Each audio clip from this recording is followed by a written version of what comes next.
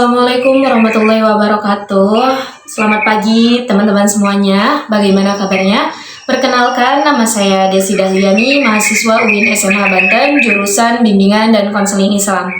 Nah, jadi hari ini kita akan melakukan yang namanya asesmen sosiometri atau pengisian angket sosiometri. Nah, sosiometri itu apa sih? Nah, sosiometri adalah alat yang digunakan untuk mengetahui hubungan sosial yang ada di dalam kelas ini. Tujuannya yaitu untuk mengetahui hubungan atau pola yang ada di dalam kelas ini. Seperti siapa yang dekat dengan siapa, bagaimana cara kerjasama, dan bagaimana pola pertemanan di dalam kelas ini. Nah, cara pengisiannya sosiometri ini sangat mudah sekali. Teman-teman silahkan siapkan alat tulisnya yaitu pulpen atau buku. Setelah itu nanti saya akan memberikan lembar soal sosiometri. Nah, setelah itu silakan teman-teman isi. Dalam pengisian sosiometri ini silakan teman-teman isi dengan sejujur-jujurnya. Tidak boleh berbohong karena semua yang teman-teman isi akan kami jaga kerahasiaannya. Untuk itu teman-teman tidak perlu khawatir. Nah, untuk cara pengisian sosiometri ini saya akan memberikan waktu yaitu selama 30 menit. Silakan teman-teman isi. Setelah itu teman-teman berikan jawabannya kepada saya. Terima kasih atas perhatiannya. Kurang dan lebihnya mohon maaf. Wassalamualaikum warahmatullahi wabarakatuh. Selamat menyaksikan. Halo, Assalamualaikum warahmatullahi wabarakatuh. Jadi teman-teman, hari ini saya akan memberikan tutorial yaitu cara administrasian sosiometri di memakai aplikasi. Jadi tidak secara manual. Nah, pertama-tama silakan teman-teman buka terlebih dahulu Google-nya masing-masing. Bisa buka di Bing atau di Google atau di Chrome. Nah, saya buka di Bing. Kemudian teman-teman silahkan, sebenarnya aplikasi yang digunakan untuk mengolah sosiometri itu banyak sekali. Teman-teman ada yang berbayar dan ada juga yang tidak. Nah, untuk aplikasi yang berbayar itu yaitu salah satunya ini. Itu aplikasi ini, sosiometri.com, aplikasi online. Nah, ini adalah salah satu aplikasi mengolah sosiometri yang harus berbayar ya teman-teman. Registrasi, akan tetapi pada saat kita masuk itu akan ada tahap pembayaran seperti nah, ini saya akan web mana yang cara web yang pengolahan data sosiometrinya yaitu gratis. Nah, silahkan pertama teman-teman silahkan ketik yang namanya tools guru BK. Nah, seperti ini tools guru BK, silahkan diketik, diklik. Nah, muncul seperti ini ya teman-teman, tools guru BK Google Sites. Silahkan setelah ketemu seperti ini, silahkan diklik.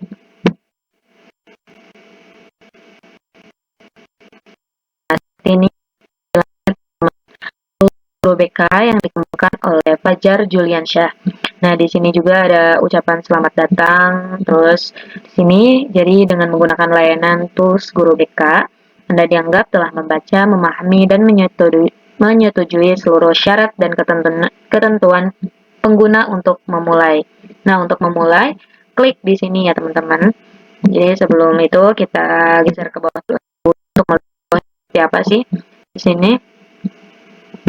Bawahnya hanya seperti ini saja. Nah, untuk memulainya tadi kita klik di sini yang biru. Kita klik. Nah, teman-teman setelah masuk tadi sudah diklik masuk seperti ini, yaitu tools guru BK. Nah, di sini juga ada asesmen otomatis. Di sini banyak sekali tools-tools yang dapat membantu guru-guru BK dalam mengolah berbagai asesmen ya teman-teman. Nah, di sini ada juga umum, banyak sekali, ada kepribadian dan referensi karir, minat lanjutan SMA dan SMK, banyak sekali. Nah, untuk sosiometri kita ada di paling bawah. Nah, kita geser terus. Nah, ini dia.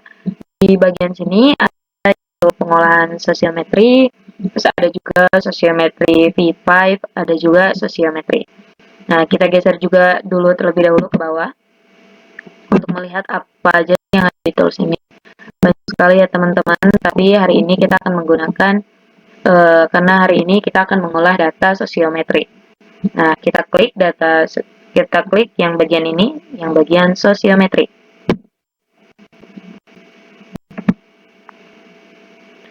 Nah, teman-teman, di sini pada saat kita mengklik tadi sosiometri akan muncul seperti ini, aplikasi sosiometri digital. Nah, ini platform interaktif untuk menganalisis hubungan sosial di kelas. Nah, nanti di dalam aplikasi ini ada 3 tahap. Yang pertama ada input data, yaitu kita nanti akan memasukkan identitas sekolah, kelas, dan data siswa. Nah, setelah input data dilanjutkan dengan survei sosiometri, yaitu yaitu kumpulan data pilihan siswa secara sistematis. Di sini nanti kita akan memasukkan data-data yang sudah dipilih siswa ke dalam survei sosiometri.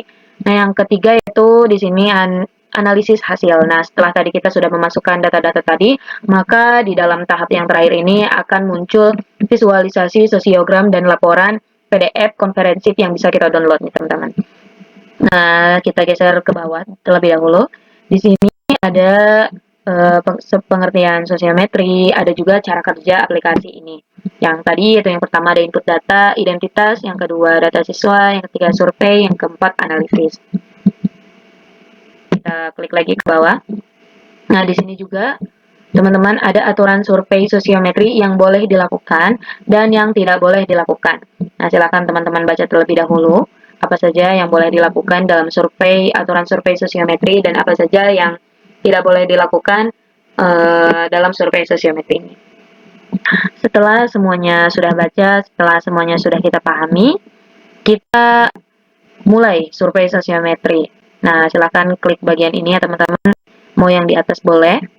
Ini yang bagian atas. Mau yang bagian bawah pun boleh. Nah, kita klik bagian bawah. Nah, di sini yaitu ada yang namanya identitas sosiometri.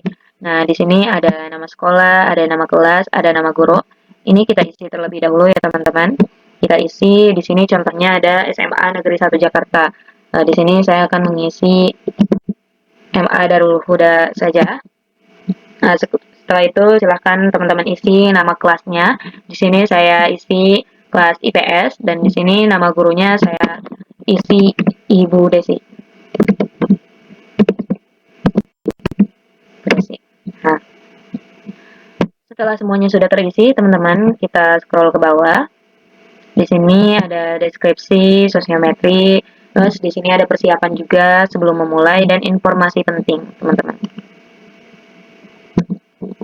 Nah, setelah tadi sudah diisi semua, kita lanjut ke input peserta nih, teman-teman, dengan mengklik yang di bawah ini yang berwarna hitam. Nah, ini kita klik. Nah, jadi di sini setelah tadi kita mengklik akan muncul yaitu input data peserta. Nah, silakan teman-teman masukkan nama lengkap siswa yang sudah mengisi sosiometri tersebut. Boleh memakai nama lengkap, boleh juga memakai nama samaran. Nah, hari ini saya akan memakai nama samaran saja. Saya akan menggunakan nama angka ya, teman-teman. Nah, saya masukkan. Yang pertama yaitu saya masukkan nomor 1, terus nomor 2, 3,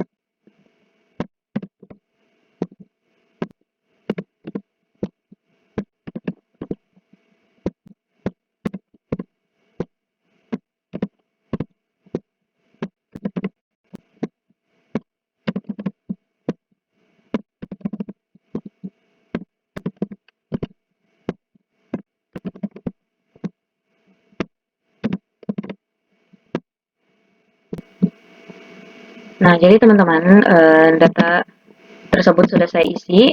Nah, ini teman-teman boleh saja menambahkan sampai berapapun, sesuaikan dengan data yang sudah teman-teman yang sudah ada di teman-teman. Nah, di sini saya hanya memegang data siswa sebanyak 14 orang dan saya memakai kode angka, yaitu absen nomor 1 saya pakai kode angka 01, absen nomor 2 saya memakai kode angka 02. Sampai selanjutnya yaitu sampai 14, 014 seperti ini. Jika kita sudah memasukkan semua data siswa tadi, maka kita lanjut ke bagian bawah, yaitu ke bagian bawah yang berwarna hitam ini, yaitu lanjut ke survei sosiometri. Nah, kita klik. Nah, muncul seperti ini ya teman-teman. Setelah diklik tadi, muncul seperti ini, yaitu survei sosiometri. Nah, di sini itu adalah nantinya kita akan memasukkan siapa saja teman yang disukai dan siapa saja teman yang tidak disukai oleh siswa nomor 1 ini. Nah, di sini ada 3 pilihan, teman yang disukai ada 3 pilihan, dan teman yang tidak disukai 3 pilihan juga. Silakan teman-teman sesuaikan dengan pertanyaan yang teman-teman sudah buat. Karena di sini saya membuat pertanyaannya hanya untuk pertanyaan positif, yaitu teman yang disukai. Jadi pertanyaan yang negatif, yaitu teman yang tidak disukai, saya tidak isi ya teman-teman. Nah, kita isi nomor 1 ini. Nomor 1, pilihan satunya teman yang disukai, pilihan pertamanya dia siapa nih? Dia memilih nomor 6, jadi kita klik nomor 6. Nah, di pilihan kedua, dia memilih nomor 9, teman-teman. Kita klik nomor 9. Nah, pilihan ketiga, teman yang disukai, dia memilih nomor 7, teman-teman. Nah, jika sudah kita masukkan data tersebut, kita klik lanjut ya teman-teman. Lanjut.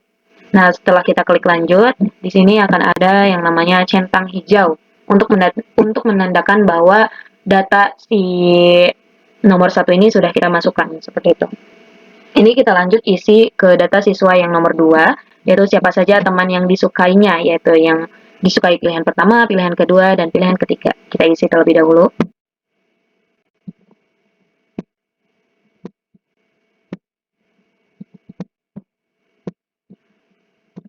Nah, nomor 2 tadi sudah, maka saya klik selanjutnya, dan ini kita lanjut ke nomor 3, siswa nomor 3.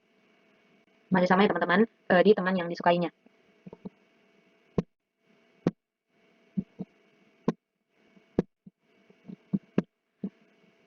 Nomor 3 sudah, maka kita klik lanjut.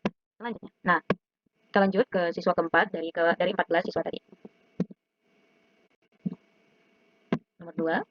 Terus pilihan keduanya ya pilih nomor 7.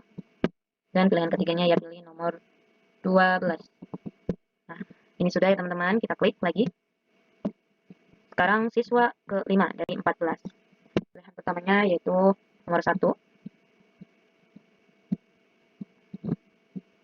Agak susah ya teman-teman, kita ke ataskan terlebih dahulu. Pilihan pertamanya itu nomor 1. Nah, pilihan keduanya yaitu nomor 9. Pilihan ketiganya itu nomor 6. Oke, kita lanjut. Sekarang siswa ke-6 dari ke-14. Pilihan yang pertama, ia memilih nomor 11. Pilihan yang kedua, ia memilih nomor 7. Dan pilihan yang ketiga, ia memilih nomor 1. Nah, setelah sudah, kita klik selanjutnya. Sekarang siswa ke-7 dari 14. Pilihan pertama, ia memilih nomor 1. Nomor 1 agak susah ya, harus kita atas dulu. Ia pilih nomor 1. Pilihan kedua, ia memilih nomor 2. Dan pilihan ketiga, ia memilih nomor 11. Nah, kita klik selanjutnya. Sekarang siswa ke-8 dari ke-14. Pilihan pertama, ia memilih nomor 3. Pilihan kedua, ia memilih nomor 10. Dan pilihan ketiga, ia memilih nomor 13. Selanjutnya, sekarang siswa ke-9. Pilihan pertama, ia memilih nomor 6. Pilihan kedua, ia memilih nomor 7. Pilihan ketiga, ia memilih nomor 11. Nah, sekarang siswa ke-10. Pilihan pertama, ia memilih nomor 13. Maaf, 13. Pilihan kedua, ia memilih nomor 9. Dan pilihan ketiga, ia memilih nomor 8. Kita lanjut. Sekarang siswa nomor 11, di pilihan pertama, ia memilih nomor 6. Di pilihan kedua, ia memilih nomor 9. Dan di pilihan ketiga, ia memilih nomor 12. Sudah? Siswa ke-11 sudah, kita lanjut ke siswa ke-12. Pilihan pertama, siswa ke-12 memilih nomor 11. Mohon maaf, nomor 11. Pilihan kedua, ia memilih nomor 4. Pilihan ketiga, ia memilih nomor 6. Siswa ke-12 sudah, kita lanjut ke siswa ke-13. Pilihan pertama, ia memilih 14. Wow. Pilihan kedua, ia memilih nomor 10. Dan pilihan ketiga, ia memilih nomor 8. Kita lanjut. Kita lanjut ke siswa yang terakhir, yaitu ke siswa yang ke-14.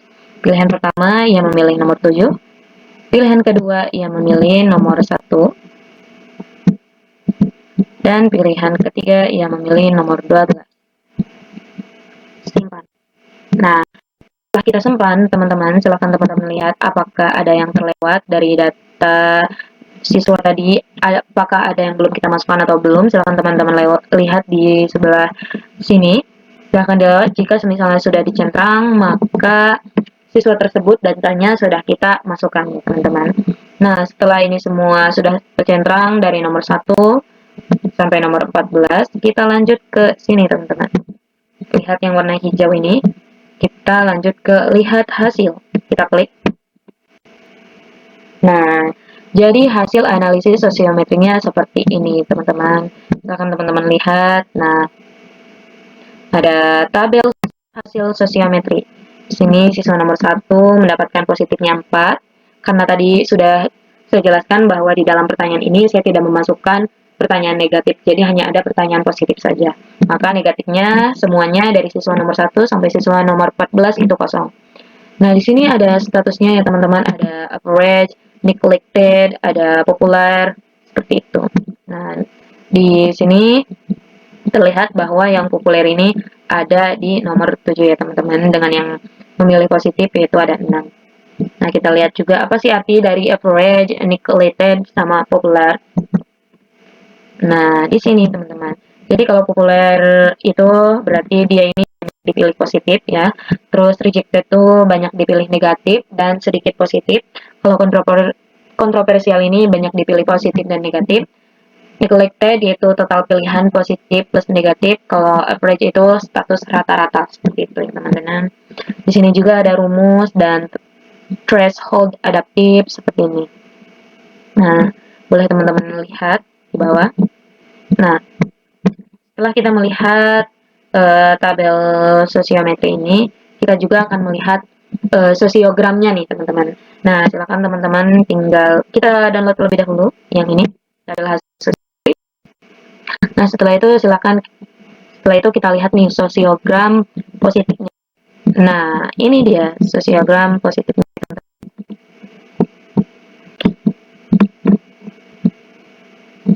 Nah, di sini ada not sosiogram positif. Jadi kalau misalnya yang warnanya hijau agak tua, itu berarti ia tinggi. Jadi yang memilih dia tuh lebih dari 3. Kalau misalnya sedang, itu warnanya hijau, kacang hijau, itu yang milihnya cuma 1 atau 2 saja. Kalau misalnya yang warnanya agak biru-biru ini yang memilihnya rendah, atau yang tidak ada yang memilih, seperti itu. Nah, bisa kita lihat teman-teman di sini ada banyak sekali yang memilih dan ada juga yang tidak dipilih. Nah, yang dipilih lebih dari 3 ini ada di nomor absen nomor 1, ada di absen nomor 13, ada nomor absen 12, ada nomor absen 11, ada nomor absen 10, nomor absen 9, nomor absen 8, nomor absen 7, dan nomor absen 6. Nah, di sini ada statusnya yang rendah, yaitu tidak ada yang memilih ya teman-teman, yaitu di nomor 5 tadi. Nah, silakan teman-teman boleh lihat kembali di nomor 5 tadi itu siswa dengan absen nomor 5, berarti seperti itu ya teman-teman. Terus kalau misalnya ini yang warna hijau kacang hijau tuh ada 4 orang ya teman-teman. Dengan kode 02, kode 03, kode 04, dan kode 014, seperti itu ya teman-teman. Nah, jadi di sini ada keterangan juga, boleh teman-teman baca, yaitu panah menunjukkan arah pilihan dari pemilih yang dipilih. Ukuran lingkaran menunjukkan populasi banyaknya pilihan yang diterima. Angka di bawah nama menunjukkan jumlah pilihan yang diterima. Warna lingkaran menunjukkan tingkat populasi. Nah, jadi seperti itu sosiogramnya ya teman-teman. Kita download. Nah, di sini juga sebenarnya ada sosiogram negatif. Tapi kita kembali lagi tadi bahwasanya di dalam pertanyaan yang saya berikan ini tidak ada pertanyaan negatif. Maka dari itu dalam sosiogram pilihan negatif ini tidak ada satupun yang dipilih, seperti itu ya teman-teman. Jadi hanya seperti ini, kosong. Nah, jadi seperti inilah pengolahan data sosiometri menggunakan web atau menggunakan aplikasi tools Guru BK, seperti itu.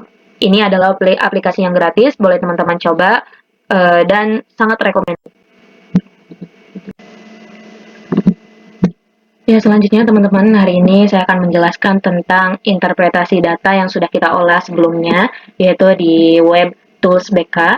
Yang sebelumnya saya menggunakan nama-namanya ini menggunakan nama samaran, yaitu dengan nama angka ya teman-teman, yaitu 0102. Tapi di sini saya akan menggunakan nama aslinya teman-teman. Pilihan 1, pilihan 2, dan pilihan ketiganya itu masih tetap sama dengan pengolahan yang kemarin. Hanya bedanya saja yang kemarin namanya kita samarkan menjadi 01, 02, 03, akan tetapi yang sekarang ini menggunakan namanya langsung seperti ini ya teman-teman. Nah, ini dia teman-teman data siswa Pondok Bait Tauhid, yaitu di sini ada 14 siswa ya teman-teman, dengan pilihan 1, pilihan 2, dan pilihan 3. Seperti yang kemarin sudah dijelaskan bahwasannya di dalam sosiometri yang saya buat ini tidak ada pertanyaan negatif ya teman-teman, semuanya pertanyaan positif. Dari pertanyaan 1, pertanyaan 2, pertanyaan 3 ini pertanyaannya ini positif semua ya teman-teman.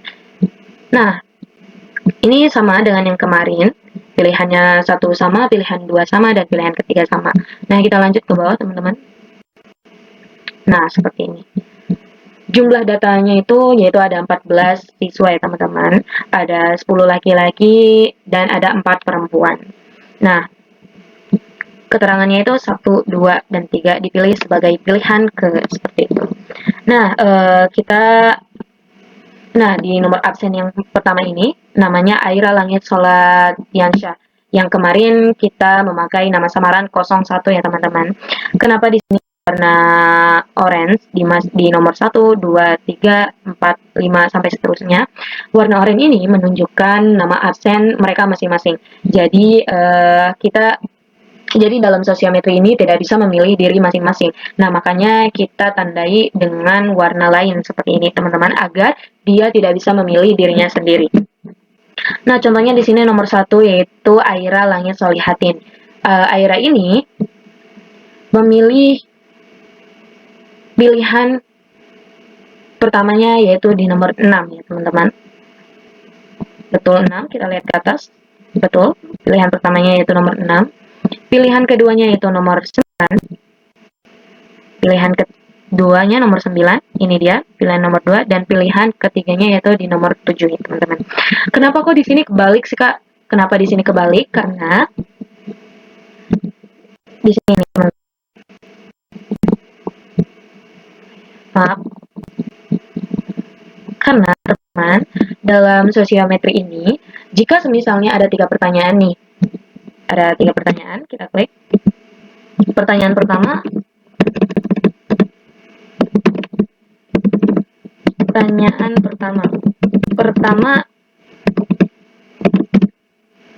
itu poinnya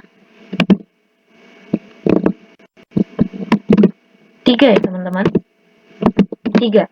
Sedangkan pertanyaan kedua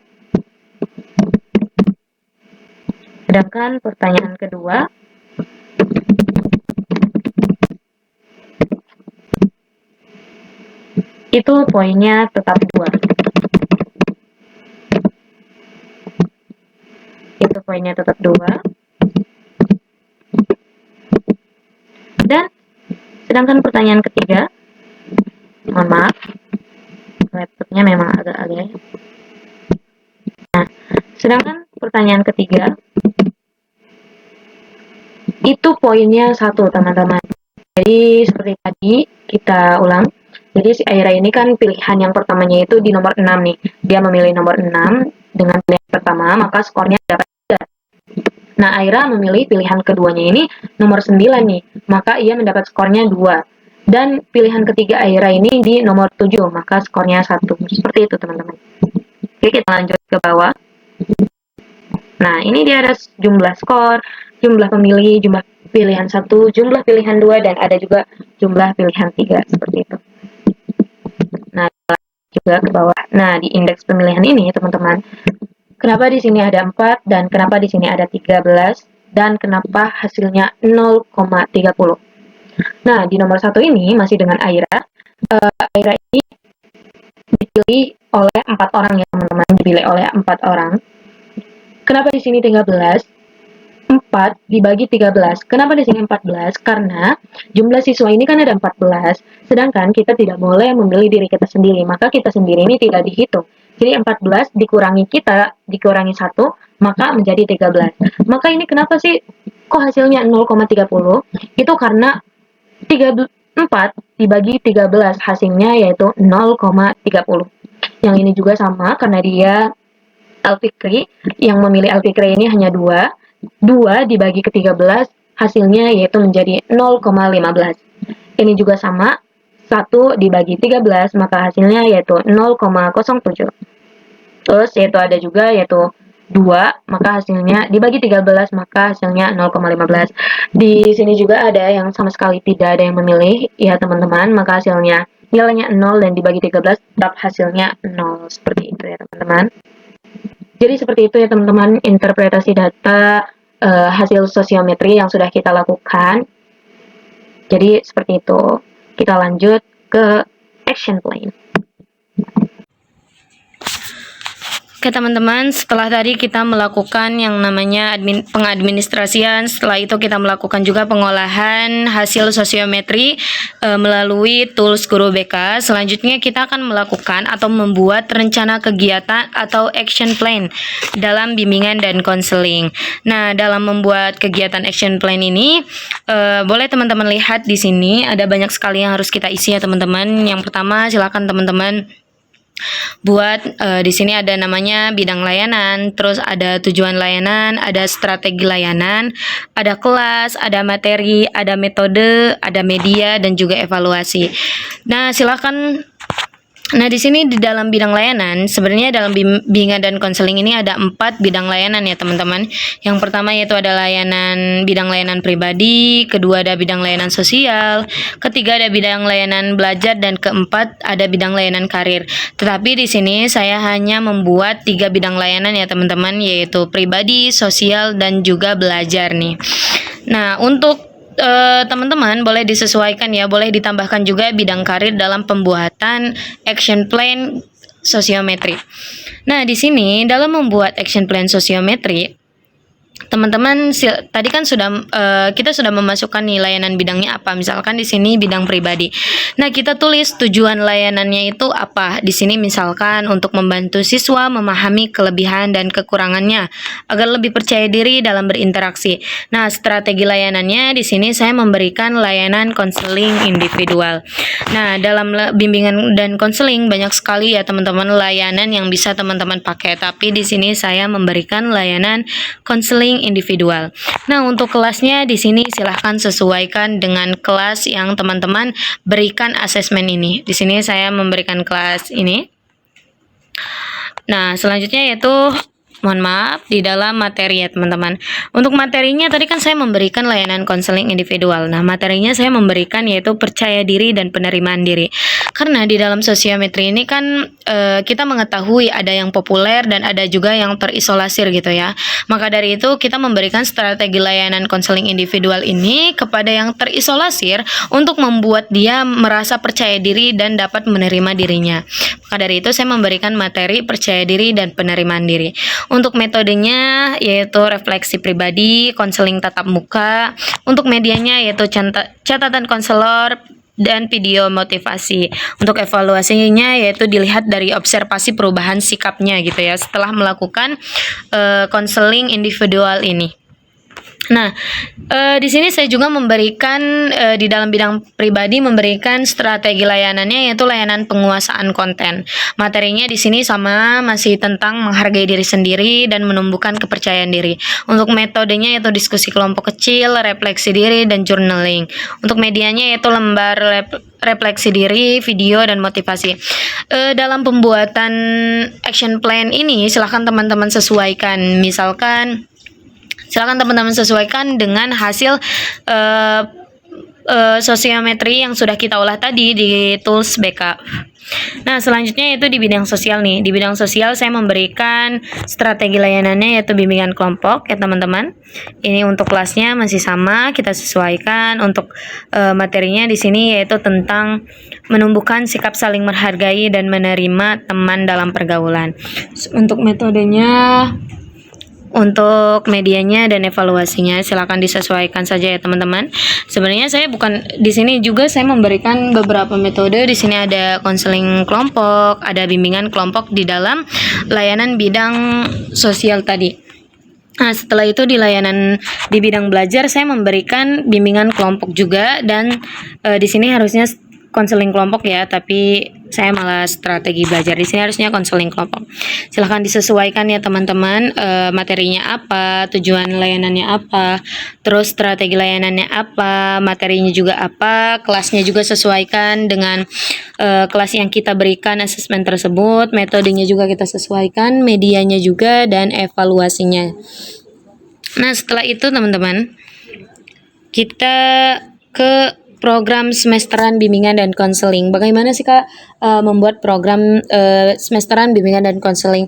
Nah, dalam membuat program semesteran bimbingan dan konseling ini teman-teman boleh lihat lebih jauh di Google.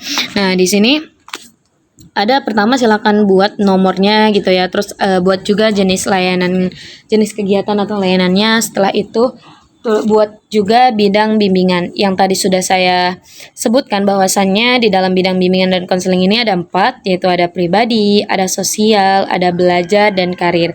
Nah, kita tulis juga fungsi bimbingan dan konselingnya apa, terus tujuannya apa, kelasnya kita sesuaikan dengan action plan tadi. Setelah itu waktunya juga kita sesuaikan saja ya teman-teman. Nah, di sini jika semisalnya di sini contohnya ada pembagian tugas guru bimbingan dan konseling atau konselor. Nah, di sini ada asesmen kebutuhan. Silakan karena tadi kan saya di dalam action plan hanya membuat 3 bidang, yaitu bidang pribadi, sosial, dan belajar. Maka kita sesuaikan program semesteran tadi dengan action plan. Jika sama, kita contreng seperti ini ya teman-teman.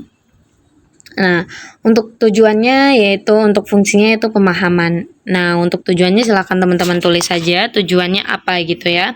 Di sini ada banyak sekali menyusun program bimbingan dan konseling, konsultasi bimbingan dan konseling, dan juga pengadaan sarana dan prasarana bimbingan dan konseling.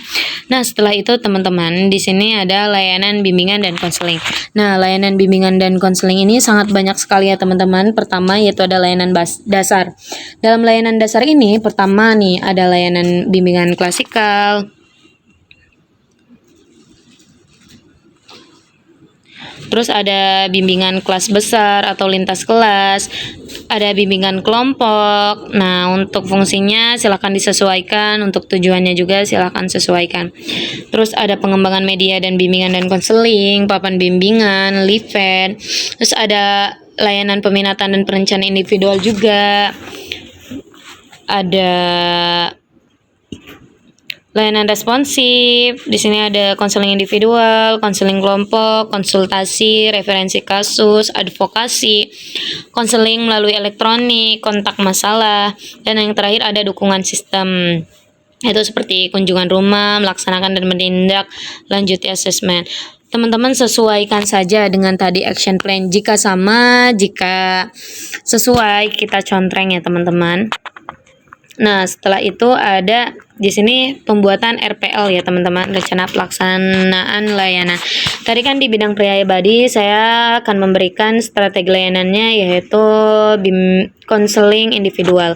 Nah, di sini saya membuat rencana pelaksanaan layanan konseling individual nih teman-teman. Jadi kita membuat RPL ini sesuaikan dengan action plan yang sudah kita buat tadi seperti itu. Ini contohnya RPL konseling individual.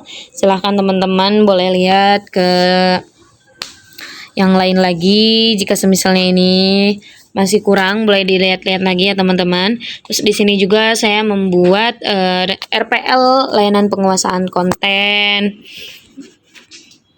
Terus ada juga saya membuat RPL layanan bimbingan dan kelompok nih, seperti komponen layanannya apa gitu, layanan dasar atau responsif. Terus bidang layanannya apa, bidang sosial atau bidang belajar atau bidang karir atau bidang pribadi. Nah, untuk fungsi layanannya tadi apa? Misalkan di sini pencegahan dan pengentasan. Untuk tujuannya apa? Silahkan disesuaikan. Untuk topiknya tadi apa? Silahkan disesuaikan dengan action plan.